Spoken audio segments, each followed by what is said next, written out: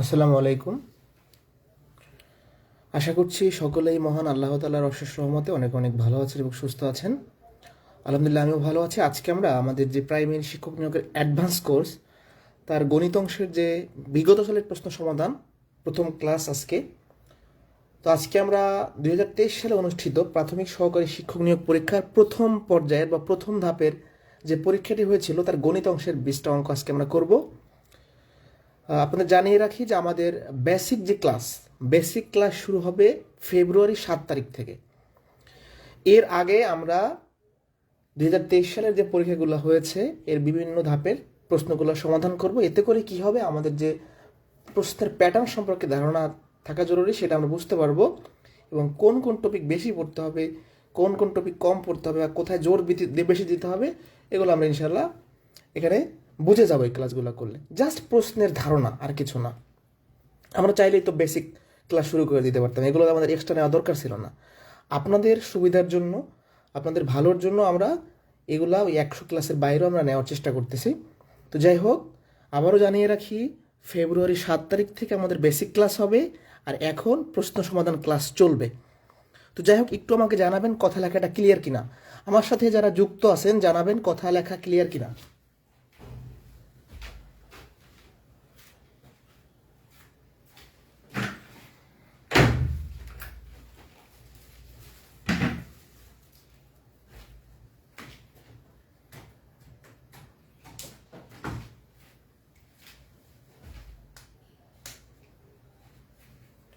কথা লেখা ক্লিয়ার না? আমি তাহলে শুরু করি।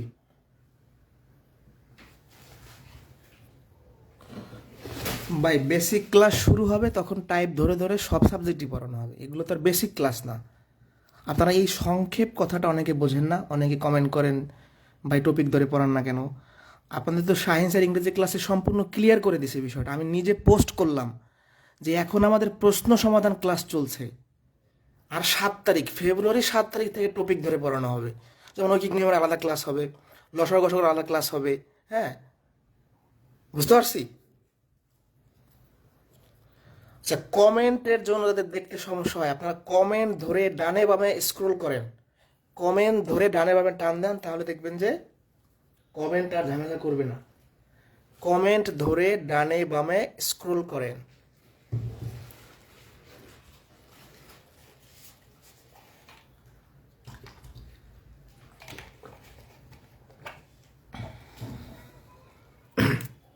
ওকে, তাহলে শুরু করি, আর কথা না পারে।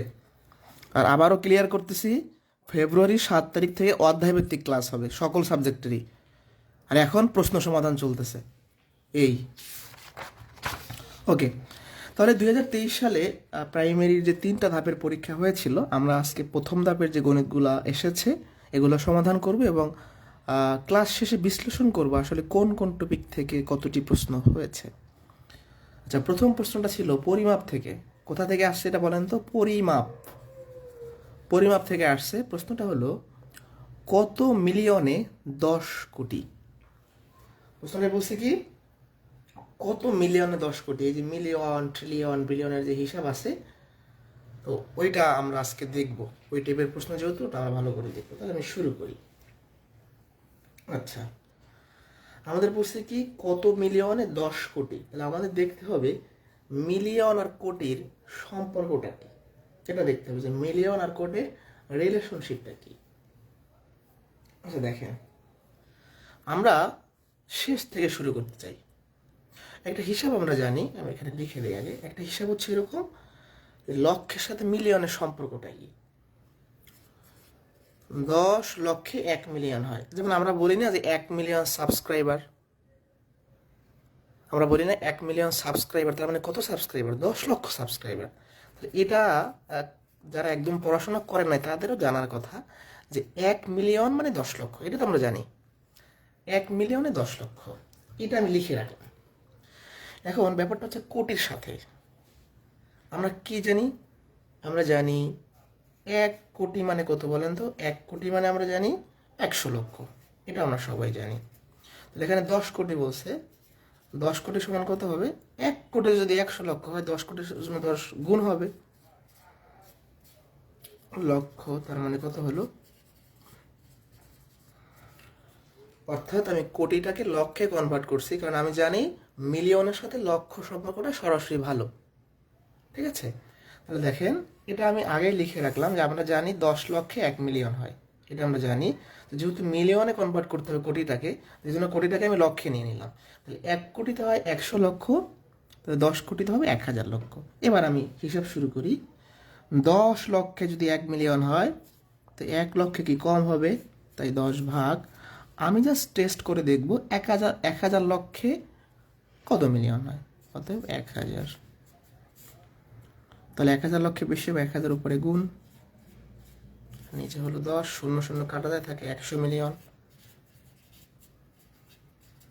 এখন এইটা যখন বুঝে যাবেন তখন আপনি মুখস্থ রাখতে পারেন এভাবে যে 10 কোটি ইজ ইকাল টু 100 মিলিয়ন।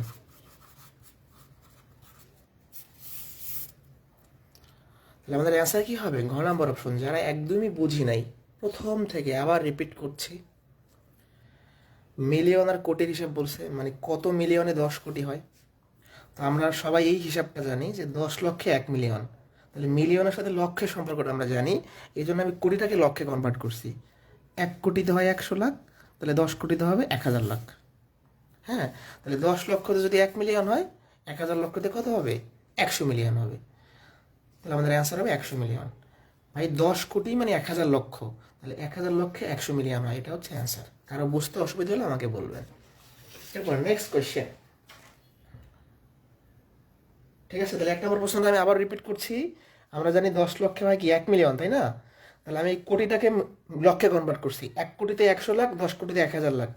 এবার জাস্ট এখানে মান বসাই দিছি যে 10 লক্ষে যদি 1 মিলিয়ন হয়, তাহলে 1000 লক্ষে হচ্ছে 100 মিলিয়ন হবে।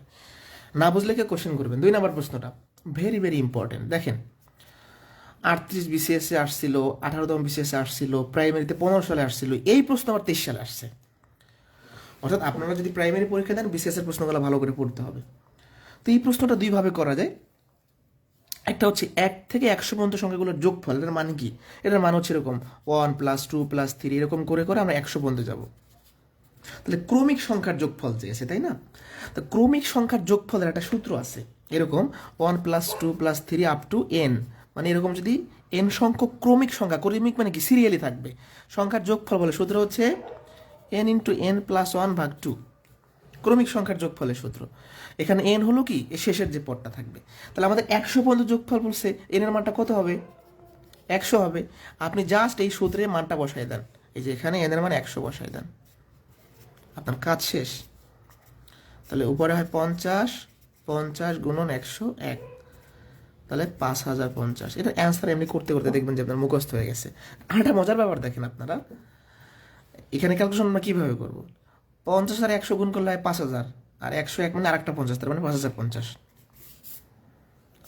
তাহলে সূত্রটা কি? সূত্রটা হচ্ছে ক্রমিক সংখ্যার যোগফলের জন্য n × n + 1/2। এটার আরও একটা নিয়ম আছে, এগুলো আমরা যখন বেসিক ক্লাসে যাব তখন এগুলোর একটা ম্যাথ করা 2-3টা পদ্ধতি দেখাবো। আজকে জাস্ট আমরা প্রশ্নগুলো দেখে যাই যে কি কি প্রশ্ন আসে, জাস্ট দেখে যাচ্ছি আমরা। ওকে, তাহলে এই সূত্রে মান বসাইছি। ক্রমিক সংখ্যার যোগফল বের করার সূত্র হচ্ছে n × n + 1/2। n হলো শেষের যে পদটা থাকবে, এই শেষের পদটা হলো 100। শেষ। কোনো কোশ্চেন আছে? ওকে, নেক্সট কোশ্চেনে আমি গেলাম।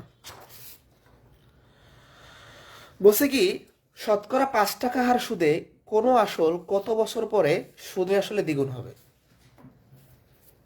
এই ম্যাথটাও 2-3 ভাবে করা যায়, আমি 2 ভাবে করাই দিই। টেকনিক্যালিও করাবো আর এমনি বেসিক নিয়মেও করাবো। আচ্ছা, এটা বেসিক নিয়ম আগে করাই। মজার টেকনিকটা পরে দেখায়, আগে বেসিক নিয়মে করে। একজন লিখেছেন এভরিওয়ান মেনশন, প্রত্যেকটা ক্লাসে তো এভরিওয়ান মেনশন দিয়েছে, আমি আজকেও এভরিওয়ান মেনশন দিয়েছি। আচ্ছা দেখেন, এটা এটা ভালো করে খেয়াল করেন। শতকরা 5 টাকা হার সুদে কোনো আসল কত বছর পরে সুদে আসলে দ্বিগুণ হবে? তার মানে প্রশ্নটা চাওয়াটা কি? চাওয়াটা হলো সময়, টাইম। প্রশ্ন থেকে সময় বের করতে বলছে। ক্লিয়ার? প্রশ্ন থেকে সময় বের করতে বলছে। আচ্ছা দেখেন, আসল কয় টাকা আপনি জানেন? জানেন না, ধরি আসলে 100 টাকা। 100 টাকা আসল কেন ধরলাম? এই যে শতকরা সুদের হার বলছে, তার মানে 100 টাকা সুদের কথা বলছে। ধরি আসল টাকা 100। এখন একজনকে 100 টাকা দিয়ে বললাম কি যে ভাই আমাকে তুমি সুদে আসলে মিলে দ্বিগুণ টাকা ফেরত দিবা। একজনকে আমি 100 টাকা দিলাম, সে সুদে আসলে যেটা ফেরত দিবে তার নাম কি? সুদ আসল। ধরে একজনকে আপনি 5,000 টাকা দিচ্ছেন, সে আপনাকে 5,500 টাকা ফেরত দিল, এটার নাম কি? সুদ আসল। 5,000 আপনার আসল, 500 আপনার সুদ, মিলে কত হইলো? সুদ আসল হইলো। ঠিক আছে? এবার দেখেন, আসল হচ্ছে আমাদের 100 টাকা। 100 টাকা দিয়ে বললাম কি যে ভাই তুমি আমাকে দ্বিগুণ টাকা দাও, তাহলে 100 টাকা দিয়ে দ্বিগুণ টাকা চাওয়া মানে কত টাকা চাওয়া? 200 টাকা চাওয়া। এবার আপনারাই বলেন, একজনকে 100 টাকা দিয়েছেন, তারপর সে আপনাকে 200 টাকা ফেরত দিয়েছে, তাহলে সুদ কত টাকা? দেখি কমেন্টে কে পারে। একজনকে আমরা 100 টাকা দিয়েছি, সুদে আসলে সে 200 টাকা ফেরত দিয়েছে, তাহলে সুদ কত? এই যে সুদ আসল থেকে আমরা যদি আসল টাকা বিয়োগ করি, তাহলে সুদ পাওয়া যায়। এখন দেখেন, প্রশ্নে বলছিল কি শতকরা 5 টাকা হার সুদ। এই শতকরা 5 টাকা হার সুদ মানে হলো 100 টাকায় 5 টাকা সুদ দেয় 1 বছরে। ভালো করে খেয়াল করবেন, প্রশ্নটায় বলছিল কি শতকরা 5 টাকা হার সুদে, তার মানে কি 100 টাকায় 5 টাকা সুদ দেয়। এটা হলো মেনে। তাহলে প্রথম থেকে একবার বলি, 100 টাকা একজনকে দিলাম, সে আমাকে 200 টাকা ফেরত দিল, তার মানে সে আমাকে 100 টাকা সুদ দিল। এখন শতকরা 5 টাকা হার সুদ, এটার মানে হলো 100 টাকায় 5 টাকা সুদ হয় 1 বছরে। তাহলে কি হবে? 100 টাকায় 5 টাকা সুদ হয় 1 বছরে। তাহলে 100 টাকায় 1 টাকা সুদ হবে, 5 ভাগ হবে। আমরা দেখবো 100 টাকায় 100 টাকা সুদ দিতে কত বছর লাগে, 100 করে গুণ হবে, 5×100 20 বছর। এটা হলো লিখিত নিয়ম। এবার এই লিখিত নিয়মটাকে আমরা তো দেখলামই, এখন টেকনিক্যালি ওটা করতে পারবে অ্যান্সার। টেকনিক্যালি নিয়মটা কি? এরকম যদি দ্বিগুণ, তিনগুণ, গুণ কথাটা থাকে, তাহলে সময় বের করার জন্য গুণ -1 ভাগ হচ্ছে সুদের হার গুণন 100। এই সূত্রে মান বসা দিলে হয়ে যাবে। তাহলে কত গুণ বলা আছে? দ্বিগুণ। তাহলে 2 - 1, সুদের হার কত? 5 টাকা গুণন 100। তাহলে 5×100 20 হচ্ছে আনসার। এটা হলো টেকনিক। এটা হলো বেসিক নিয়ম, এটা হলো টেকনিক্যাল নিয়ম। বেসিকটা আর একবার বলছি, একজনকে 100 টাকা দিলাম, সে আপনাকে 200 টাকা ফেরত দিল, তারপরে সে আপনাকে 100 টাকা সুদ দিল। আপনি আগে জানেন 5 টাকা সুদ হয় 1 বছরে। এই যে সুদের হার মানে বছরের যেটা সুদ, তাহলে 5 টাকা সুদ দিতে যদি 1 বছর লাগে, 100 টাকা সুদ দিতে আপনার 20 বছর লাগবে। এটা বেসিক, এটা টেকনিক। ক্লাসের শুরুতেই, ক্লাস শুরু হওয়ার 1 মিনিটের মাথায় তো আপনাদের এভরিওয়ান মেনশন দিয়েছি, এটা না বোঝার কিছু নাই। ঠিক আছে? এক্সট্রা কোনো কমেন্ট করার দরকার নাই, জাস্ট বোঝেন, প্রশ্নগুলো বোঝার চেষ্টা করেন। ঠিক আছে? 3 নাম্বারটা শেষ। এবার 4 নাম্বারটা, এটা আছে ধারার অজানা পদের মান। ধারার অজানা পদের মান, এখান থেকে প্রচুর পরিমাণে পরীক্ষায় প্রশ্ন হয়। অজানা পদের মান বিসিএস এর মানসিক দক্ষতায় বেশি আসে, প্রাইমারিতে আসে, নিবন্ধনে আসে। লুপ্ত সংখ্যাটি কত, মানে এই সিরিজের যে ফাঁকা জায়গাটা আছে এখানে কত হবে? দেখেন 81, 27, মাঝখানে কীভাবে আমি জানি না, 3 আর 1। তো এই ধরনের প্রশ্নে অনেক সময় যোগের সম্পর্ক থাকে, অনেক সময় বিয়োগের সম্পর্ক থাকে, অনেক সময় পাওয়ারের সম্পর্ক থাকে, পাওয়ারের রিলেশন থাকে। ঠিক আছে? তো এটা একটা পাওয়ার রিলেশন আছে। কীভাবে দেখেন, 3 এর পাওয়ার 0 মানে কত? 1। 3 এর পাওয়ার 1 মানে কত? 3। মাঝখানে কীভাবে আমি জানি না। এই 27কে লেখা যায় 3 এর পাওয়ার 3, এই 81কে লেখা যায় 3 এর পাওয়ার 4। যারা প্রশ্ন করবেন যে আপনি কিভাবে বুঝলেন এটা হবে, আমি যখন এই 81 আর 27 দেখবো, আমরা জানি যে 3 এর পাওয়ার 3 দিলে 27 হয়, 3 এর পাওয়ার 4 দিলে 81 হয়। তাহলে আবার এখানে দেখতে পাচ্ছি 3 এর পাওয়ার 0 দিলে 1 হয়, 3 এর পাওয়ার 1 দিলে 3 হয়, তাহলে মাঝখানে কত হবে? 3 এর পাওয়ার 2 হবে। অর্থাৎ এই সম্পর্কটা হচ্ছে এরকম যে 3 এর পাওয়ার 1 করে বৃদ্ধি পাবে। এটা হচ্ছে তার শক্তির ধারা বলা হয়, শক্তির ধারা মানে পাওয়ারের ধারা বলা হয়।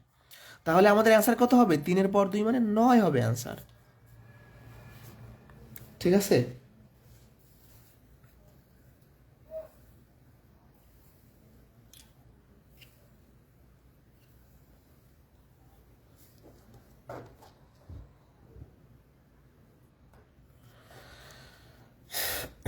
এককে 2 ভাগ করলে কত হবে? আচ্ছা, প্রশ্ন 5-এর আনসারটা দেখি কে পারে। প্রশ্ন 5, প্রশ্ন 5 চেষ্টা করেন তো দেখি কে কে পারে। এটা একদম বলতে পারেন যে বেসিক একটা জিনিস।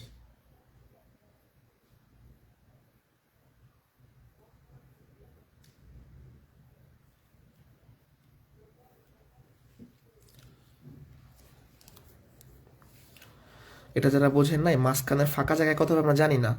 3-এর পর যে কোনো সংখ্যার পর 0 মানে 1, তাহলে 3-এর পর 0 মানে 1, 3-এর পর 1 মানে 3, মাঝখানে কেউ আমি জানি না। এই 27 কে লেখা যায় 3-এর পর 3, 81 কে লেখা যায় 3-এর পর 4, মানে এগুলোকে আমরা পাওয়ার আকারে প্রকাশ করলাম। তাহলে দেখতে পাচ্ছি সম্পর্কটা হচ্ছে প্রত্যেকটারই ভিত্তি 3 থাকবে আর পাওয়ার 1 করে বৃদ্ধি পাবে। 5-এর আনসার কত হবে বলেন?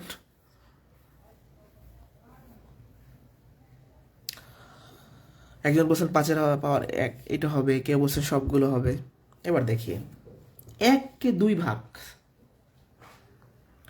আচ্ছা 1কে 2 ভাগ মানে 2 দ্বারা ভাগ, তাহলে এটা তো অবশ্যই হবে। তারপর এটাকে ভাগ করলে হয় 0.5। এখন এগুলা কি? দশমিকের পর সর্বডানে শূন্য থাকলেও যে কথা, না থাকলে কথা, অর্থাৎ আপনি চাইলে শূন্য দিতেও পারবেন, না দিলেও সমস্যা নেই। তার মানে 0.5 এটা লেখা যায় 0.50, এটাকে লেখা যায় 0.500, এটাকে লেখা যায় 0.5000। অর্থাৎ আমার এই যে দশমিকের পর যে ডিজিট থাকবে তার হাতের ডানে ডানে চাইলে আমি শূন্য দিতে পারবো। এটাও যে কথা, এটাও সে কথা, একই কথা। তার মানে এটাও হবে, এটাও হবে, এটা হবে, অর্থাৎ উত্তর হবে সবগুলাই আনসার। 1কে 2 দ্বারা মানে কি? ভাগ মানে কি? হাফ, এটা তো অ্যান্সার হবেই। 1কে 2 দ্বারা ভাগ করা মানে 0.5, 1-এর অর্ধেক মানে 0.5। এখন এই 5-এর ডানে আপনি শূন্য দিলে কোনো সমস্যা নাই, 2 দিলে কোনো সমস্যা নাই, 3 দিলেও সমস্যা নাই, এটা কোনো ভ্যারি করে না। ক্লাস পর্যন্ত শেষ। এবং আমরা কিন্তু ক্লাস শেষে অ্যানালাইসিসে চলে যাব যে কোন টপিক থেকে কয়টা প্রশ্ন হয়েছে, পাটিগণিত থেকে কয়টা, বীজগণিত থেকে কয়টা। আচ্ছা, এবার দশমিকের গুণ, এইটা বিসিএস এর প্রশ্ন একদম হুবহু, এবং এই প্রশ্নগুলো বিসিএস এর মানসিক দক্ষতায় আসে, প্রাইমারিতে প্রায় আসে। অর্থাৎ দশমিকের গুণ ভাগ থেকে প্রাইমারিতে মাঝে মাঝেই প্রশ্ন হয়। তো আমরা একটু দেখি। বলছে কি 0.4 গুণন 0.02 গুণন 0.08 এটা কত হবে? তো দশমিকের গুণ করার একটা নিয়ম আছে। দশমিকের গুণ করার জন্য আমরা সবগুলা সংখ্যাকে দশমিক বাদ দিয়ে গুণ করব। একটু সবাই বোঝার চেষ্টা করি। 0.4 মনে করেন দশমিকটা আপনি বাদ দিয়েছেন, তার মানে কি শুধু 4। আবার 0.02 দশমিক বাদলে কত হয়? 0.02, তার মানে শুধু 2, সামনে শূন্য কোনো ভ্যালু নাই। 0.08 শূন্য বাদ দিলে কত হয়? শুধু 8। তার মানে দশমিক বাদে সবগুলো সংখ্যা আমরা গুণ করব। দশমিক বাদে এখানে থাকে 4, দশমিক বাদে এখানে থাকে 2, দশমিক বাদে এখানে থাকে 8। তাহলে 4 দিয়ে গুণ করলে কত হয়? 8, আর 8 গুণ করলে কত হয়? 64। তাহলে দশমিক বাদে সবগুলা সংখ্যাকে গুণ করলে হয় 64। প্রথম স্টেপটা শেষ। প্রথম স্টেপ হচ্ছে দশমিক বাদে সবগুলা সংখ্যা গুণ করতে হবে। এরপর যেটা করবেন, প্রশ্নে দশমিকের পর মোট কতটি ডিজিট আছে হিসাব করতে হবে। এখানে একটা, এখান দুটো, 3টা, 5টা। প্রশ্নে দশমিকের পর 5টি ডিজিট আছে, উত্তরেও 5 ঘর আগে দশমিক হবে। 1 ঘর, 2 ঘর, 3 ঘর, 4 ঘর, 5 ঘর, দশমিক। এগুলো ঘর ফাঁকা আছে, শূন্য দ্বারা পূরণ করতে হবে। তাহলে এটা হবে অ্যান্সার। আর দশমিকের আগে শূন্য দিলেও হবে, না দিলেও হবে, কোনো প্রবলেম নেই। যারা বুঝতে পারে নাই তাদের জন্য আবারও বলছি, দশমিক বাদে গুণ করলে হয় 64। প্রশ্নে দশমিকের পর 5টা ডিজিট আছে, উত্তরেও 5 ঘর আগে দশমিক হবে। কথা শেষ? বুঝতে পারছি? এবার নেক্সট কোয়েশ্চেন।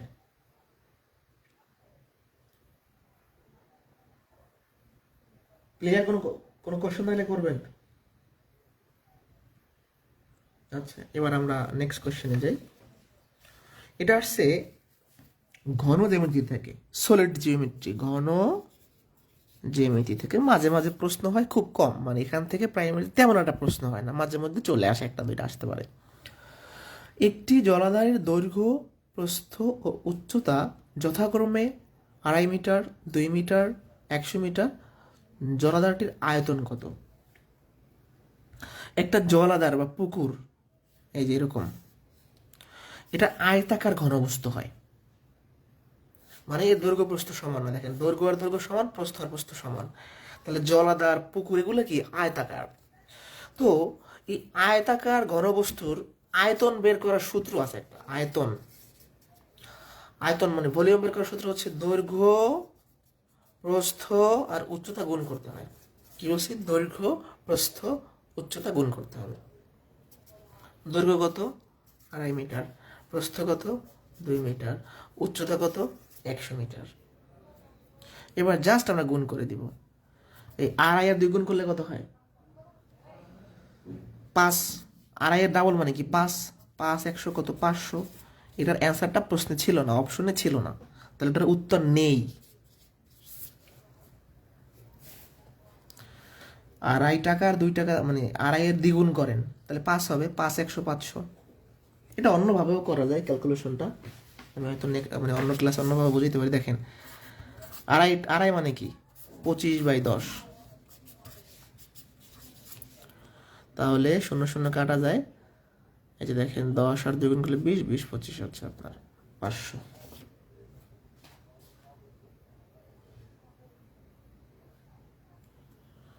সঠিক উত্তর না থাকলে আমাদের বৃত্ত ভরাট করার প্রয়োজন নাই। 8 নাম্বার কোশ্চেন, 15তম বিসিএস আসছে। আমি বিসিএস এর কোশ্চেনগুলো এখানে লিখে দিয়েছি যে কোনটা বিসিএস থেকে হুবহু আসছে। কোন সংখ্যার 7 2 অংশ 64 এর সমান? এই প্রশ্নটা বেসিক থাকে, দেখি আমরা। কোন সংখ্যা আমি জানি না, ধরি সংখ্যাটি এক্স, তাহলে এক্স এর 7/2 করলে 64 হবে। এই কোন সংখ্যাটা অজানা সংখ্যাটাকে এক্স ধরছি, তাহলে কোন সংখ্যা 7/2 মানে এক্স এর 7/2, এটা সমান হবে 64। উপরে 2x থাকে, নিচে 7 থাকে, আর গুণ করেন, তাহলে এক পাশে 2x আসবে, এক পাশে 64 আর 7 আসবে। তাহলে এক্স এর মান কত হবে? 64 গুণন 7/2, তাহলে কত হয়? 32।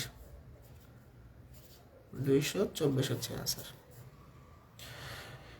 এখন এই প্রশ্নটাকে আমরা শর্টকাটে করতে পারি। শর্টকাট শিখবেন না আপনারা, বাট যখন আপনার বেসিক নিয়ম শেষ হবে আপনি চাইলে এটাকে সংক্ষেপ করে ফেলতে পারেন। শর্টকাট বলতে সংক্ষেপ করে ফেলতে পারেন। এই প্রশ্নগুলো আমরা সংক্ষেপে করতে পারি এভাবে, এই যে কোশ্চেনে যে সংখ্যাটা দেওয়া থাকবে এর সাথে জাস্ট এই ভগ্নাংশটা উল্টায় গুণ করব। তাহলে প্রশ্নের প্রদত্ত সংখ্যাটিকে এই ভগ্নাংশটা উল্টায় গুণ করতে হবে। তাহলে এটাকে উল্টাইলে হয় 7/2। তাহলে টেকনিক্যালি কীভাবে করবো? জাস্ট এই ভগ্নাংশটা উল্টায় এর সাথে গুণ করে দেবো, এটা উল্টায় এর সাথে গুণ করে দেবো। 8 নাম্বার বন্ধু ডান কিনা?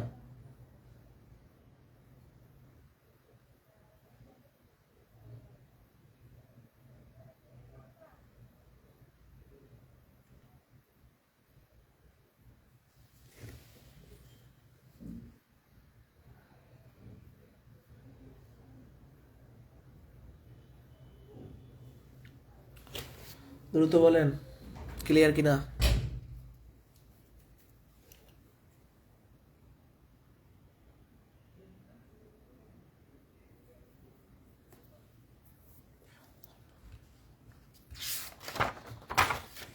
আচ্ছা, নেক্সট কোশ্চেন জ্যামিতির একটা প্রশ্ন। একটা সমকোণী ত্রিভুজের সমকোণ ছাড়া অন্য দুটি কোণ কি হবে? সমকোণী ত্রিভুজ কাকে বলে?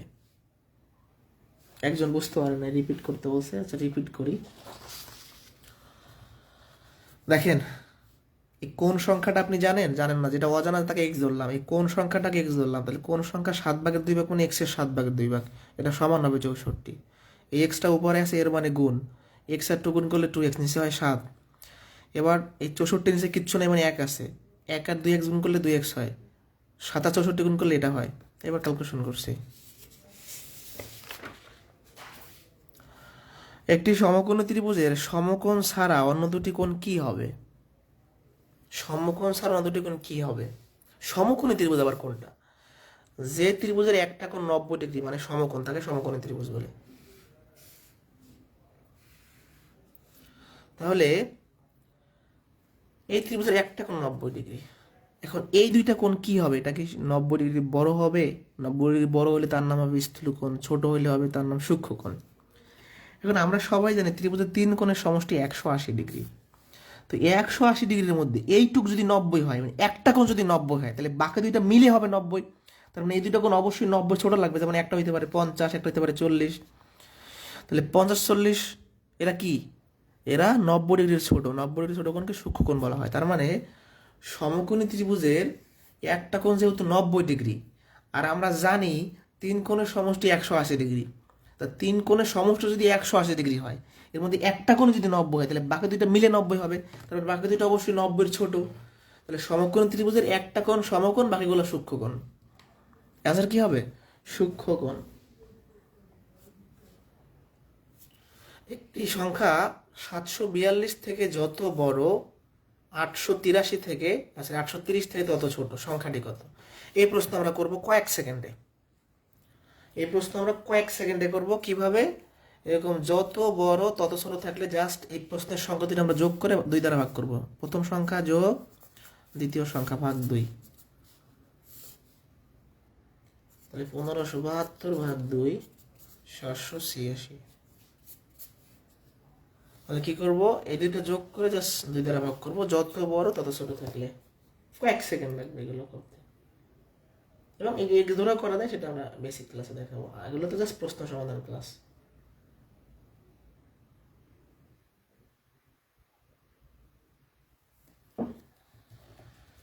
ওকে,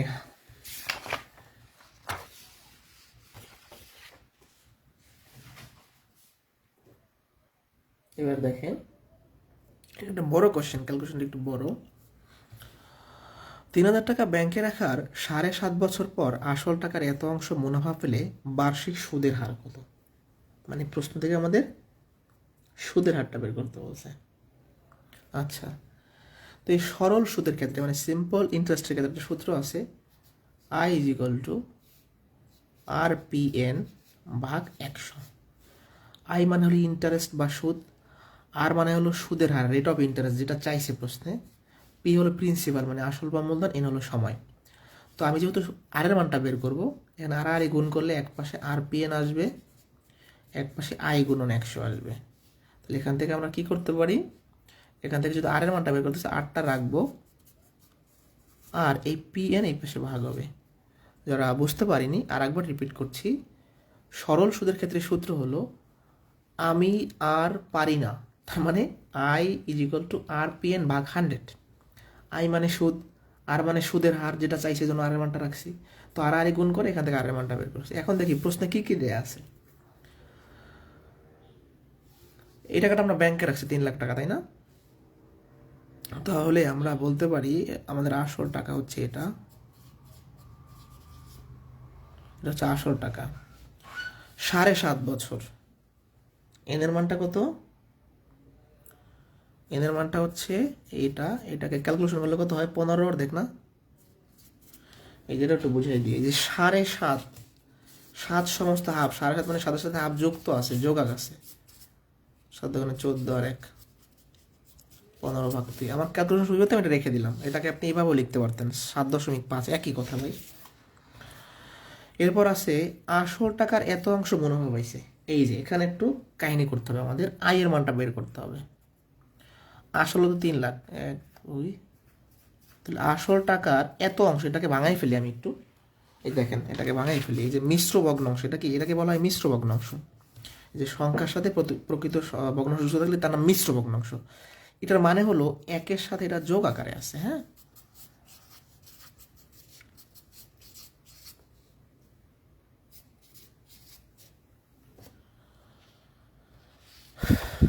আমি আর পারি না, ঠিক আছে, আমি আর পারি না। ওকে, তাহলে এইটার মানে যে 5/4, তা তো বুঝতে পারছেন। এখন আপনি আসল টাকার 4/5 বের করবেন, তাইলে আপনার কাজ শেষ। আসল টাকার 4/5 বের করব। তাহলে কত হয়? 4 দিয়ে টাকা যদি আমরা ভাগ করি,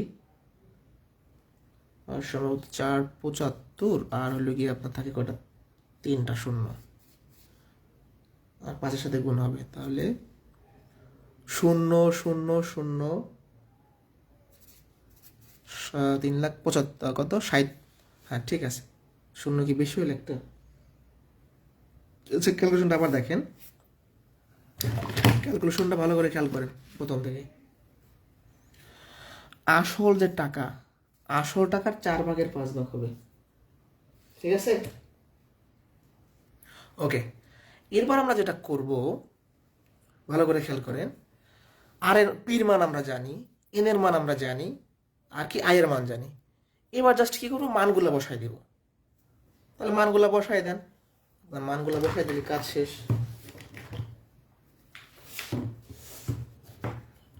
মানগুলো যদি বসাই, আমি এই পাশে বসাই দিলাম। আয়ের মানটা কত হবে, এইটা, তারপর হচ্ছে 100, পির মানটা কত আমাদের, ঠিক আছে, গুণন আপনার এনের মানটা কত, 7.5 বা 15/2 বলতে পারেন। আপনার পরীক্ষা হলে যেহেতু ক্যালকুলেটর থাকবে না, 10 মিনিটটাকে অ্যাভয়েড করাই ভালো। যারা বুঝি নাই, সূত্র থেকে আরের মান বের করছে, এইটা তো বুঝছেন, আসল টাকা দেওয়া আছে এটাও বুঝছেন, সময়টা দেওয়া আছে বুঝছেন, আয়ের মানটা সরাসরি দেওয়া ছিল না, বলছিল আসল টাকার 4/5 কি হবে, মুনাফা হবে। 4/5 বের করছি আমরা। বের করার পরে এখন জাস্ট মান বসে কাটাকাটি করবো না, তো কাটাকাটি শুরু করি। তুমি আরেকটা লাইনে বাড়াই দিলাম,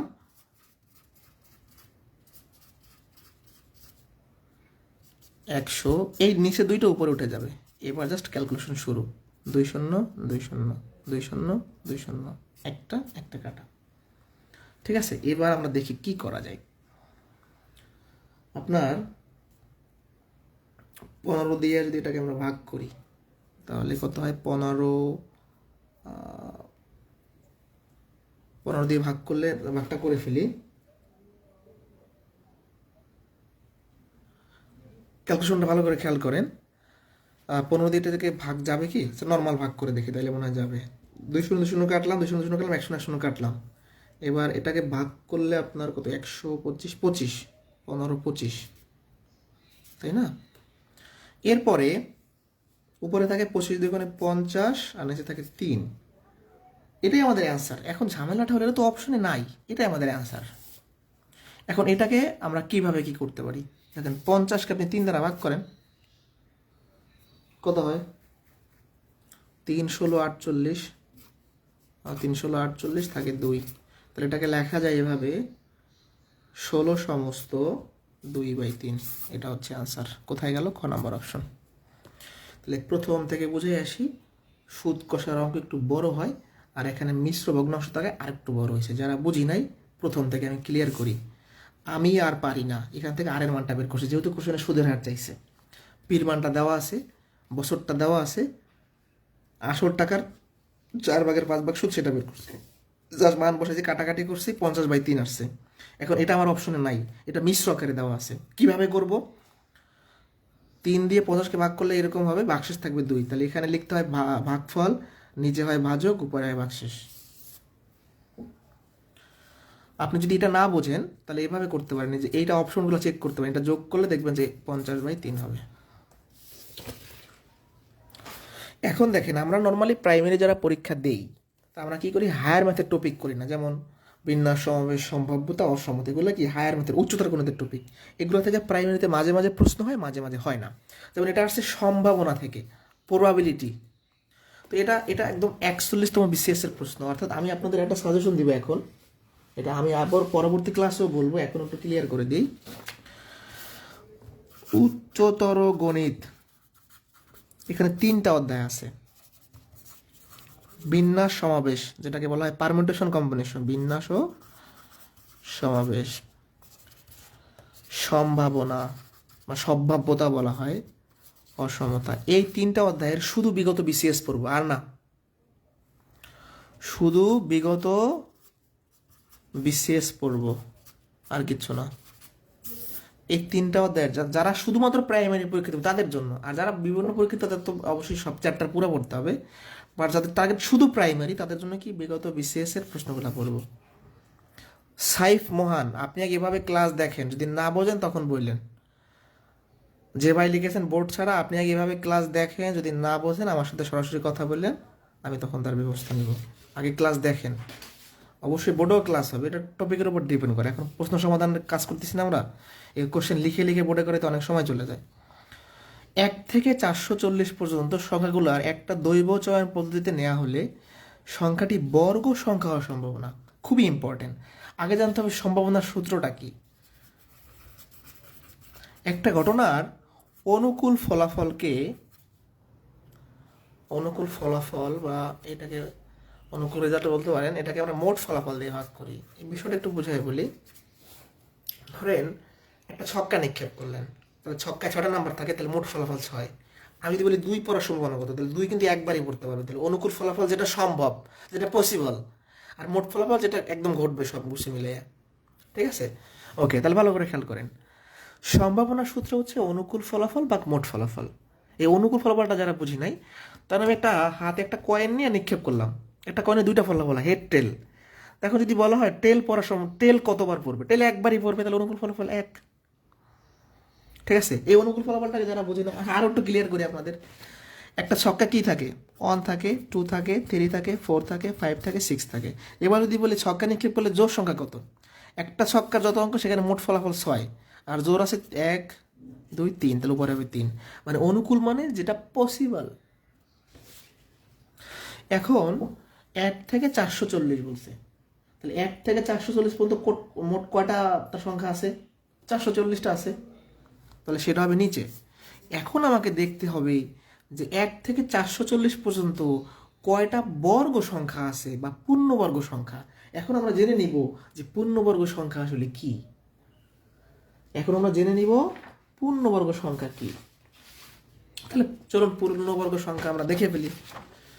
আচ্ছা, 1 এর স্কোয়ার করলে 1 হয়, 2 এর স্কোয়ার করলে 4 হয়, 3 এর স্কোয়ার করলে 9 হয়, এভাবে করে 10 এর স্কোয়ার করলে 100 হয়, এভাবে করে আপনার 15 এর স্কোয়ার করলে 225 হয়, এভাবে করে আপনার 20 এর স্কোয়ার করলে, এরকম আমরা মাঝখানে আরও আছে সব লিখলাম না, 400 হয়, 21 এর স্কোয়ার করলে 441 হয়। এবার আপনাদের যদি আমি একটা কোশ্চেন ছুড়ে দেই যে দেখেন তো আমি এখানে কতটি বর্গ সংখ্যা পাবো 400 এর মধ্যে, এরকম 1 2 3 করে করে 20টা পাইছি। 21 এর স্কোয়ার যখন করতে গেছি তখন 441, যা আমার লিমিট ক্রস করে ফেলছে 440। এবার আপনারা একটু আমাকে বলেন দেখি কে কার মাথা থেকে বের হয় যে 1 থেকে 440 পর্যন্ত যদি আমি বর্গ সংখ্যা হিসাব করি কয়টা বর্গ সংখ্যা পাবো, 1টা 2টা এরকম করে করে আমি কয়টা পাবো, একটু আমাকে বলেন তো। আমাকে জাস্ট বলবেন 1 থেকে 440 পর্যন্ত কয়টা পূর্ণবর্গ সংখ্যা আছে। আমি এখানে লিখে দিয়েছি, অলরেডি অ্যান্সারটা বলে দিয়েছি, আপনারা জাস্ট দেখি গেস করতে পারেন কিনা।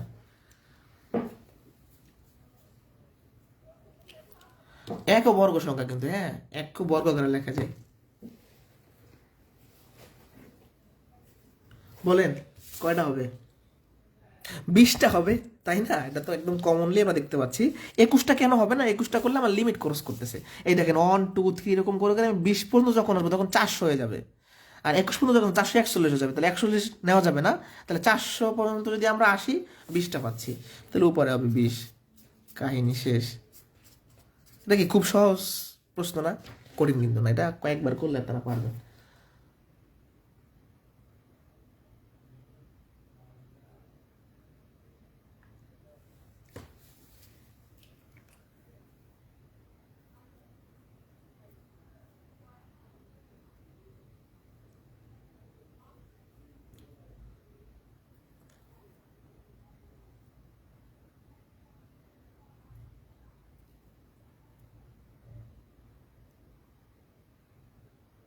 বুঝতে পারছি।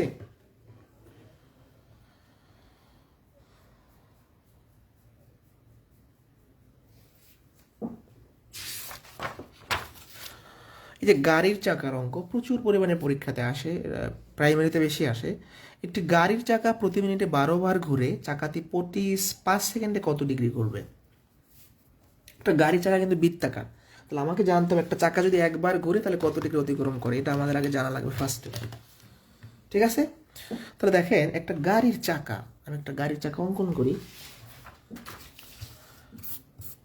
একটা গাড়ির চাকা মনে করেন যে এরকম, যদি হয় নাই এরকম সাপোজ।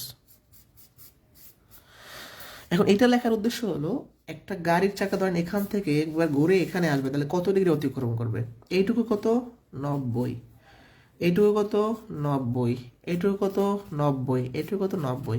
তাহলে একটা গাড়ি চাকা এখান থেকে চলা শুরু করলো, তার মানে এখান থেকে গেলে 90 ডিগ্রি অতিক্রম করলো, আবার 90, আবার 90, আবার 90। তাহলে একটা গাড়ির চাকা যদি একবার ঘুরে আসে তাহলে 4/90 ডিগ্রি অতিক্রম করবে, তার মানে একটা গাড়ির চাকা একবার ঘুরলে 360 ডিগ্রি অতিক্রম করে। তাহলে আমরা বলতে পারি একবার ঘুরলে অতিক্রম করে, অর্থাৎ গাড়ির চাকা ঘোরার যে অঙ্ক, সেখানে আমাদের এই লাইনটা সবসময় আগে লিখতে হবে যে একবার ঘুরলে কত ডিগ্রি অতিক্রম করে, 360 ডিগ্রি অতিক্রম করে। তো দেখতে পাচ্ছি, সেটা মুখস্থ রাখারও কিছু নেই, মনে রাখবেন। যে দেখেন 90, 90, 4/90 মিললে 360 ডিগ্রি। তাহলে একবার ঘুরলে অতিক্রম করে 360 ডিগ্রি। এখানে ঘুরছে কতবার? 12 বার। তাহলে 12 বারে কত ডিগ্রি অতিক্রম করে? বেশি, তাহলে গুণ 12 গুণ। এবার দেখেন এই যে এত ডিগ্রি অতিক্রম করলো, এটা গুণ করে বড় সংখ্যা বানানোর প্রয়োজন নাই। এত ডিগ্রি অতিক্রম করছে কত সময় লাগছে? প্রতি মিনিট, প্রতি মানে মিনিট মানে কি 60 সেকেন্ড। আমি কেন সেকেন্ড হিসাব করবো? যেহেতু প্রশ্নের সেকেন্ডে কথা বলা আছে। আরেকবার, একবার ঘুরলে অতিক্রম করে 360 ডিগ্রি, তাহলে 12 বার ঘুরলে অতিক্রম করবে 12 গুণ হবে। এখন এই যে অতিক্রম করলো তার সময় লাগছে কত? 5 সেকেন্ড। তাহলে কি করা যায়? আমরা বলতে পারি, মানে 5 সেকেন্ডটা বের করতে বলছে, এই যে ঘুরছে তার সময় লাগছে কত? 60 সেকেন্ড। প্রতি মিনিটে ঘুরছে না, এই যে ঘুরলো এত ডিগ্রি করতে তার সময় লাগছে কত? 60 সেকেন্ড। প্রতি মিনিট মানে 1 মিনিট, মানে 60 সেকেন্ড। তাহলে বলতে পারি 60 সেকেন্ডে ঘুরে এত ডিগ্রি। তাহলে 1 সেকেন্ডে ঘুরবে কি? কম, তাই 60 ভাগ। অতএব আমরা তো টেস্ট করে দেখবো 5 সেকেন্ডে কত ডিগ্রি করবে। 5। তাহলে দেখেন 60 সেকেন্ডে ঘুরে এত ডিগ্রি, 1 সেকেন্ডে কম তাই ভাগ, 5 সেকেন্ডে বেশি তাই গুণ। আর 0 0 কাটা যায়, 6 দিয়ে 12কে ভাগ করলে 2, 5 দুগুণে 10, আর 37 গুণ করলে 360 ডিগ্রি হচ্ছে অ্যান্সার। ঠিক আছে, তাহলে প্রথম থেকে বুঝে আসি, একবার ঘুরলে অতিক্রম করে 360 ডিগ্রিটা আমরা আগেই জানি। এখন যেহেতু 12 বার ঘুরছে, তাহলে এত ডিগ্রি অতিক্রম করবে। এত ডিগ্রি অতিক্রম করতে তার সময় লাগছে কত? প্রতি মিনিট মানে 1 মিনিট, মানে 60 সেকেন্ড। তাহলে সে 60 সেকেন্ড বসে এত ডিগ্রি ঘুরতে পারে, 5 সেকেন্ড বসে এত ডিগ্রি ঘুরতে পারবে। এটা হচ্ছে আনসার। এবার দশমিকের বর্গমূল। তো এই দশমিকের বর্গমূল করার সহজ নিয়ম আছে। দশমিকের পরে যদি এখান থেকে এরকম দুইটা প্রশ্ন আছে, একটা সামনে আছে। দশমিকের বর্গমূল থেকে আমরা যদি প্রশ্ন সমাধান করতে চাই, আগে দেখবো দশমিকের পর ডিজিট কয়টা? 4টা। যদি জোর সংখ্যক ডিজিট থাকে সেটা খুব সহজে বের করা যাবে। 1টা 2টা 3টা 4টা মানে জোর জোর সংখ্যক আছে। মনে রাখবেন, 1 জোড়া শূন্যের রুট করলে একটা শূন্য হয়। এটা আপনার মনে রাখতে হবে। তাহলে 0 পয়েন্ট ঠিক থাকলো, এর বর্গমূল মানে উপরের রুট। তাহলে এই 1 জোড়া শূন্যের জন্য একটা শূন্য অ্যান্সারে আসবে, আর বাকি থাকে কি? 0 1, তার মানে 1 রুট করলে 1ই হয়। অর্থাৎ দশমিকের পর যে কটা ডিজিট থাকবে, যদি জোর সংখ্যক থাকে, তাহলে বর্গমূল করলে ডিজিট সংখ্যা অর্ধেক হয়ে যাবে। এখানে ছিল 4টা, হয়ে যাবে 2টা। এটাই হচ্ছে অ্যান্সার।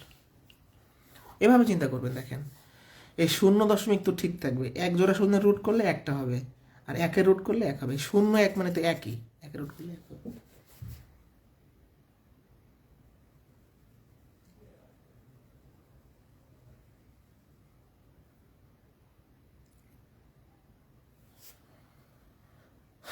ঠিক আছে,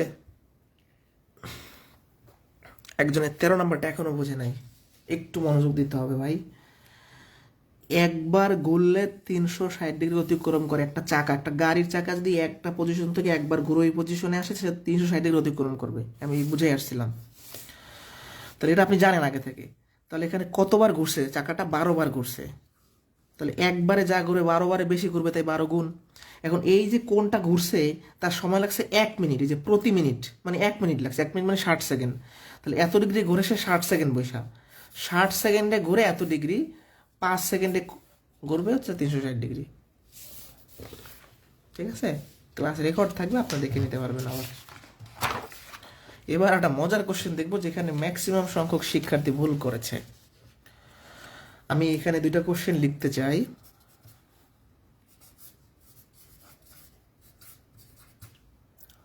কি ধরনের নিবন্ধনে আসছিল সংখ্যা। আমি আরেকটা কোশ্চেন লিখতে চাই, বর্গমূল কি ধরনের সংখ্যা। আপনাদের আগে জানতে হবে যে প্রশ্নটার তফাৎ কি। আগে দেখেন, একটু বুঝি আমরা। √289 কি ধরনের সংখ্যা? যখনই রুটযুক্ত সংখ্যা মূলদ নাকি অমূলদ বের করতে বলবে, তো আমরা দেখব যে ভিতরের সংখ্যাটা পূর্ণবর্গ আছে কিনা, বা এই রুট করলে পূর্ণ সংখ্যা পাবো কিনা। দেখেন, এই 289 এটাকে লেখা যায় 17 মানে 17 বর্গ করলে 299 হয়। এই রুট স্কোয়ারটা থাকে 17, সোজা কথা, এটা রুট করলে হবে 17। তো একটা সংখ্যা রুট করার পর যদি পূর্ণ সংখ্যা আসে, কোনো দশমিক না আসে, তাহলে সেটা হয় মূলদ। অর্থাৎ মূলদ অমূলদের যে নিয়ম আছে সেখানে বলা আছে যে রুট করার পর যদি আমরা পূর্ণ সংখ্যা পাই তাহলে মূলদ হবে, আর দশমিক পাইলে অমূলদ হবে। তাহলে যখনই কোশ্চেন করলো এইটা কি ধরনের সংখ্যা, তাহলে এটা আমরা মান বের করছি 17, তাহলে 17 অবশ্যই মূলদ সংখ্যা, এটার অ্যান্সার মূলদ হবে। বাট যখনই বললো এইটার বর্গমূল, তাহলে দেখেন এইটা যদি আমরা বের করি কত হয়, 17 হয়। তাহলে এইটুক মানে কিন্তু 17, এর বর্গমূল মানে 17 উপর রুট। তাহলে 17 উপর রুট মানে কি? 17 পূর্ণবর্গ না, এর রুট করলে অবশ্যই দশমিক আসবে। কত আসবে আমি জানি না, জানার দরকারও নেই আমার। বাট 17 পূর্ণবর্গ না, এটা আমরা জানি। তাহলে এর রুট করলে অবশ্যই দশমিক আসবে। তাহলে যেহেতু এর রুট করলে দশমিক হবে, তাহলে অ্যান্সার হবে অমূলদ। সংক্ষেপে যদি বলি, √8 বর্গমূল মানে ডাবল রুট, তাহলে এইটুকু রুট করলে হয় 17, তাহলে 17 উপর রুট মানে অমূলদ। সোজা কথা, 8 বর্গমূল মানে হচ্ছে ডাবল রুট। এটা অনেক বইতে ভুল দেওয়া আছে, অনেক সমাধানে ভুল দেওয়া আছে, এটা অনেকেই ফাঁদে পা দেয়। তারা এইটা ভাবে, এই কোশ্চেনটাকে তারা এইটা ভাবে মূলদ দাগায়। এটা ম্যাক্সিমাম সংখ্যক শিক্ষার্থী মূলদ দাগাইছে। বাট অ্যান্সার কী হবে? এটার অ্যান্সারটা হবে, এই প্রশ্নটার অ্যান্সার হবে, এটা রুট করলে হয় 17, তাহলে এইটুকু মানে 17, এর বর্গমূল মানে 17 উপর আবার রুট, তাহলে অ্যান্সার হবে অমূলদ। কারো যদি কনসেপ্ট বুঝতে অসুবিধা হয় বলবেন। ঠিক আছে? 1 থেকে 11 পর্যন্ত ক্রমিক স্বাভাবিক সংখ্যার গড়। তো ক্রমিক স্বাভাবিক সংখ্যার গড় বের করা খুবই সহজ। 1 থেকে 11 পর্যন্ত মানে কি, 1 2 এরকম করে 11 পর্যন্ত। ক্রমিক স্বাভাবিক সংখ্যার গড় বের করার জন্য প্রথম পদ মানে প্রথম সংখ্যা আর শেষ সংখ্যা যোগ করে 2 দ্বারা ভাগ করতে হয়। 6 হচ্ছে আনসার। এগুলো প্রচুর পরিমাণে পরীক্ষাতে আসে। 17 নম্বর। দেখেন এটা কিভাবে দ্রুত অ্যান্সার বের করা যায়। যখনই আমরা দশমিকের বর্গমূল করব, যদি দশমিকের পর জোড় ডিজিট থাকে, তখন আগের ম্যাটটাতে করে যাও, সেটা কোথায় গেল? জোড় ডিজিট থাকলে আমাদের আর কোনো ঝামেলা নাই। হ্যাঁ, তখন আমরা দ্রুত করে ফেলতে পারি। যখন জোড় ডিজিট থাকে না, তখন ভেজাল, মানে একটা থাকে, তিনটা থাকে, চারটা থাকে। তখন আমরা যেটা করবো, ডান পাশে একটা শূন্য বসাবো। এই যে শূন্য বসাইলাম, মানে একটা থাকলে 2টা বানাবো, 3টা থাকলে 4টা বানাবো, 5টা থাকলে 6টা বানাবো, মানে জোড়া আকারে বানাবো। এখন আপনারা একটু মনোযোগ দিয়ে দেখেন, এটা রুট করবো, 0 ঠিক থাকবে। 0 তো রাখলামই, থাকে শুধু 10। এখন ভাই 9 রুট করলে 3 হয়, তাহলে 10 রুট করলে 3 একটু বেশি হবে। মানে পরীক্ষার হলে এমন কিছু কাজ আপনার করতে হবে যে কাছাকাছি অ্যান্সার যাইতে হবে। আপনার পুরো একজাক্ট বের করার প্রয়োজন নাই, কিছু কিছু জিনিস আপনার সময় নষ্ট হবে। দেখেন কীভাবে করব। আমি ডান পাশে একটা শূন্য বসাই নিয়েছি, এটা যখনই বিজোড় সংখ্যক ডিজিট থাকবে আমি শূন্য বসাইয়া জোড় সংখ্যক বানাবো, 2টা বানাইছি। 0 ঠিক থাকলো। এখন থাকে √10। 9 রুট করলে 3 হয়, তাহলে 10 রুট করলে একটু বেশি হবে। কত আমার জানা দরকার না, একটু 3 একটু বেশি হবে। তাহলে এইগুলো তো হবেই না, অ্যান্সার হচ্ছে এটা। আমার কথাটা কি বুঝাইতে পারছি আমি? মানে একটা শূন্য যখন আপনি ডান পাশে দিচ্ছেন, তাহলে এটা তো থাকলোই। √10, 9 রুট করলে 3 হয়, আপনি জানেন। 10 রুট করলে একটু বেশি হবে। এটা 31তম বিসিএস এর কোশ্চেন, হুবহু হয়েছে। মানে বিসিএস এর কোশ্চেন হুবহু প্রাইমারিতে আসবে, একদম শিওর। এরকম প্রশ্ন বিসিএস আসছে, হুবহু আসবে। মানে আপনার 4টা 5টা 6টা প্রশ্ন হুবহু কমন পাবেন বিসিএস থেকে প্রাইমারিতে। মানে আগের বছরগুলোতে হয়েছে, এবছর কী হবে জানা যায় না, বলতে হয় না। হবে, এবছরও হবে। বাট আগের বছরগুলোতে এইসব, মানে আমরা যদি আসলে অ্যানালাইসিস করি, প্রশ্নগুলো বিশ্লেষণ করি, দেখতে পাবো যে বিগত বিসিএস থেকে হুবহু আসছে। এটা বুঝছি কি না? আমাদের 17টা প্রশ্ন শেষ, আর অল্প কিছু কোশ্চেন আছে। আমরা শেষে কিন্তু আবার অ্যানালাইসিস করবো কোন থেকে কয়টা এসে। এই দেখেন সব লিখে দিছি আমি। 15তম বিসিএস এর কোশ্চেনটা একদম প্রথম ধাপে হুবহু দিয়ে দিছে। এখান থেকে এক্সট্রা মান বের করতে বলছে, তো আমরা ব্র্যাকেটটা তুলে দিচ্ছি। এই 3 গুণ আছে 3x প্লাস 6, এই 3টা গুণ হয়ে যাবে দুইটার সাথে, তাহলে 5 প্লাস x, তাহলে 3x এই পাশে বিয়োগ হবে, এই 5 এই পাশে বিয়োগ হবে, এখানে হয় কত মাইনাস 2x 1, এটা হচ্ছে অ্যান্সার।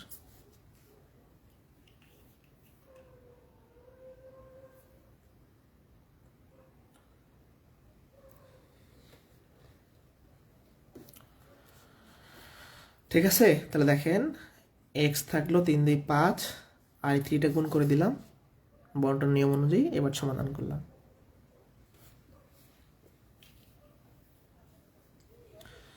বুঝতে পারছি কিনা? একজন 17 নাম্বার বোঝে নাই, এটা তার কোশ্চেন দেওয়া ছিল, বিজোড় সংখ্যক ডিজিট তো বোঝেন, মানে 1টা 3টা 5টা, একটা ডিজিট আছে, তাহলে আমি একটা ডান পাশে শূন্য বসাবো, এটা রুট করব। এখন এই 0 পয়েন্ট, এটা তো আর কিছু করা যায় না, থাকবে, তো 0 পয়েন্টটা বাদ দেন, থাকে শুধু রুট ওভার 10। তো আপনি আগে জানেন 9 রুট করলে 3 হয়, তাহলে 10 রুট করলে 3 একটু বেশি হবে, 3 পর সামথিং কিছু হবে। 19 নম্বর অজানা সংখ্যা, ধারা অজানা সংখ্যা থেকে আমরা 2টা কোশ্চেন কিন্তু অলরেডি পেয়ে গেছি, ধারার অজানা কোশ্চেন থেকে অলরেডি 2টা কোশ্চেন কিন্তু চলে আসছে। বুঝতে পারছি? তো ধারাটা দেওয়া আছে কি 4 6 9 6 14 6। আচ্ছা দেখেন, এই ধারা অজানা পদের 3 ধরনের প্রশ্ন হয় নর্মালি, 3 ধরনের 4 ধরনের। একটা হলো বিয়োগের সম্পর্ক থাকে, একটা হলো যোগের সম্পর্ক থাকে, একটা হলো পাওয়ারের সম্পর্ক থাকে। আর যখন কোনো সম্পর্ক থাকে না, তখন আমরা সেখানে দেখব যে কোনো মিশ্র ধারা আছে কিনা। দেখেন 4 থেকে 9 হয় মানে কত, 5 বৃদ্ধি হয়। 9 থেকে 14 হয় মানে কত, 5 বৃদ্ধি পায়। আর এখানে 6 সেম থাকবে, তাহলে পরবর্তী সংখ্যাটা কত হবে, মানে এখানে এই অঙ্কটাকে বলা হয় মিশ্র ধারার অঙ্ক। হ্যাঁ, মানে দুটো ধারা থাকবে, যে উপরে একটা 5 করে বৃদ্ধি পাবে আর নিচেরটা সেম থাকবে। তাহলে 4 আর 5 9, 9 আর 5 14, তাহলে 14 আর 5 কত হবে, 19।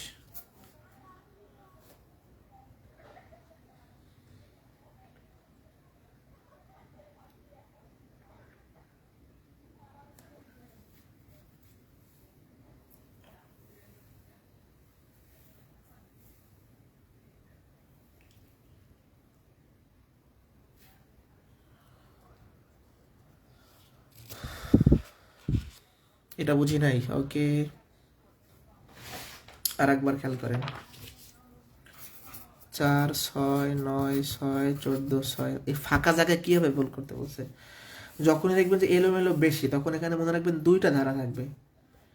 এই 6 6 6 মানে এই একটা ধারা হলো 6 ঠিক থাকবে, মানে একটা সংখ্যা পর আবার 6 আসবে এরকম, মানে এদের মাঝখানে 6, এদের মাঝখানে 6, এরকম মাঝখানে 6 থাকবে। আর এটা কিভাবে বৃদ্ধি পাচ্ছে, 4 থেকে 9 মানে 5 বৃদ্ধি পাইছে, আবার 9 থেকে 14 মানে 5 বৃদ্ধি পাইছে, তার মানে এই উপরের ধারাটা এক ঘর পর পর 5 করে বৃদ্ধি পাবে।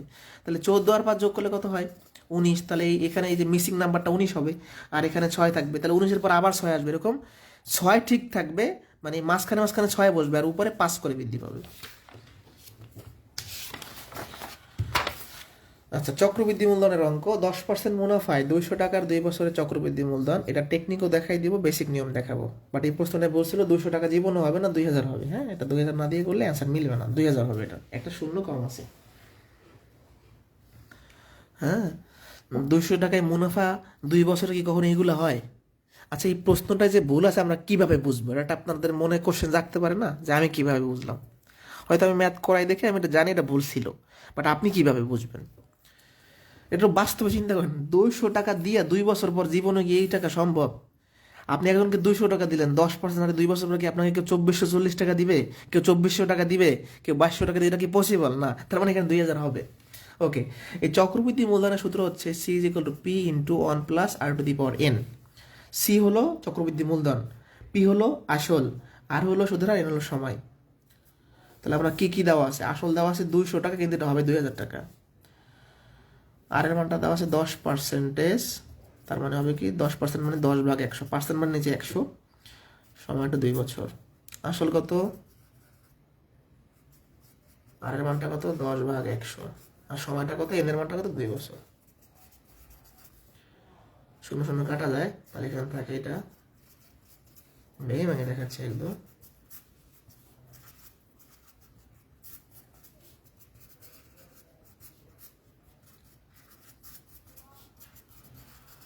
এই জিনিসটার উপর স্কোয়ার, এই জিনিসটার উপর স্কোয়ার মানে 2 বার গুণ, 1 বার 2 বার, শূন্য শূন্য শূন্য শূন্য কাটা, 11 গুণ করলে 121,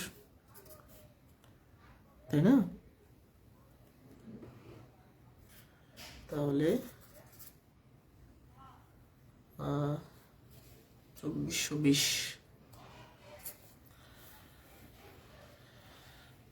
বাট এই প্রশ্নটা আমরা কয়েক সেকেন্ডে করতে পারবো, এটা একটু সংক্ষেপ করে দেয়। কয়েক সেকেন্ড বলতে এটার কাছাকাছি এটা নিও। এটা আপনার একদম বোর্ড বইয়ের সূত্র দিয়ে করলাম। আর টেকনিক দেখেন, চক্রবৃদ্ধি মূলধন বের করার জন্য এই যে সুদের হার দেওয়া থাকবে তার সাথে আমরা সবসময় 100 যোগ করবো, যা দেওয়া থাকবে আর এর মান 100 যোগ করবো। এই নতুন পার্সেন্টেজটাকে আসল টাকার সাথে ততবার গুণ করবো যত বছরের বলবে। 2 বছরের বললে এটা 2 বার গুণ হবে, 3 বছরের বললে 3 বার গুণ হবে। আসল কত, 2000 টাকা। তাহলে প্রথম কাজ হচ্ছে পার্সেন্টেজের সাথে 100 যোগ করা। এই নতুন পার্সেন্টেজটাকে আসল টাকার সাথে ততবার গুণ করবো যত বছরের বলবে। 2 বছরের বলছে 2 বার গুণ করলাম, 1 বার 2 বার, ম্যাথ শেষ হয়ে গেল, আমার কাজ শেষ।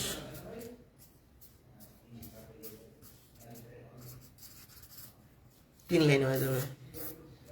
এটা এই নিয়মটা কি, পার্সেন্টেজের সাথে আমরা সবসময় 100 যোগ করব, নতুন পার্সেন্টেজটাকে আসল টাকার সাথে ততবার গুণ করবো। 2 বছরের বললে 2 বার, 3 বছরের বললে 3 বার, 1 বছরের বললে 1 বার, 5 বছরের বললে 5 বার।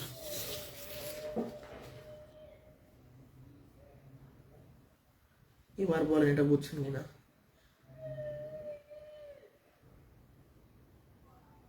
দ্রুত বলেন, আমি অ্যানালাইসিসে চলে যাব।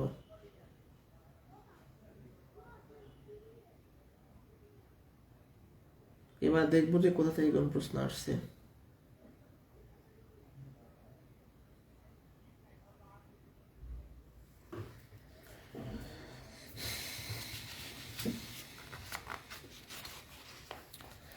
আচ্ছা, এবার আছে প্রশ্ন বিশ্লেষণ।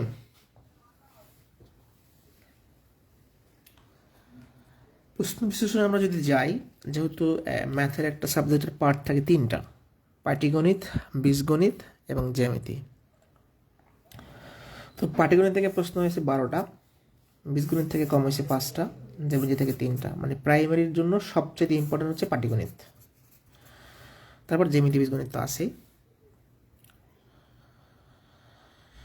ওকে, তাহলে এবার দেখা যাক। পাটিগণিত থেকে আমরা যদি হিসাব করি, বাস্তব সংখ্যা থেকে বেশি প্রশ্ন হয়েছে, রিয়েল নাম্বার, বাস্তব সংখ্যা, তাই না? বাস্তব সংখ্যা থেকে অনেকগুলো প্রশ্ন হয়েছে, প্রায় 4-5টা। সুদ কষা থেকে 3টা প্রশ্ন হয়েছে, 3টা। এর মধ্যে সরল সুদ থেকে 2টা, চক্রবৃদ্ধি থেকে লাস্ট ডিবেট করলাম 1টা, তারপর গড় থেকে হয়েছে 1টা। আর এই বাস্তব সংখ্যার মধ্যে যদি পাঠ করেন, ভগ্নাংশ, দশমিকের গুণ, বর্গমূল, মূলদ, অমূলদ সব মিলিয়ে প্রায় 8টার মতো কোশ্চেন হয়েছে। এখানে 8টার মতো কোশ্চেন হয়েছে এই সাইডটা থেকে মিলিয়ে, পুরা দশমিকের গুণ সব কিছু মিলিয়ে 8টার মতো, ঠিক আছে? আর গড় থেকে হয়েছে 1টা।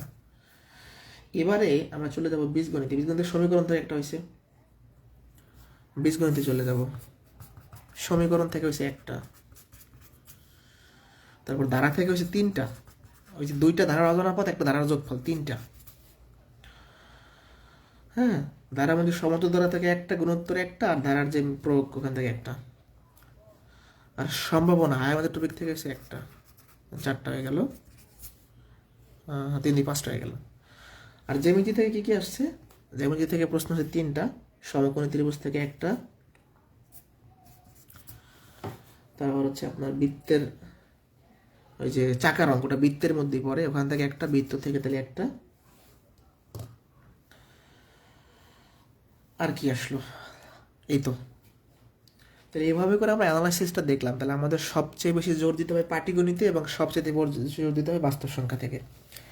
পাটিগণিতের আমরা বাস্তব সংখ্যা পড়বো এবং এর যে আশেপাশের যে জিনিসগুলো বর্গ বর্গমূল লসাগু গসাগু এগুলো বেশি পড়বো।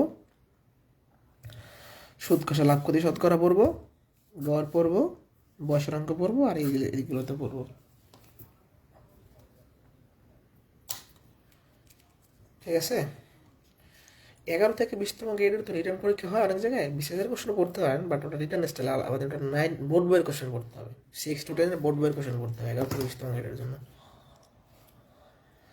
আপনি যে কোনো চাকরির পরীক্ষা দেন না কেন বিশেষের প্রশ্ন পড়তে হবে, বাট 11 থেকে 20-এর জন্য বিশেষ করে বিশেষ পড়তে হবে এরকম না, ওখান থেকে বোর্ড বইয়ের প্রশ্ন পড়তে হবে, মানে বিগত সালের প্রশ্ন দেখলে বুঝতে পারবেন।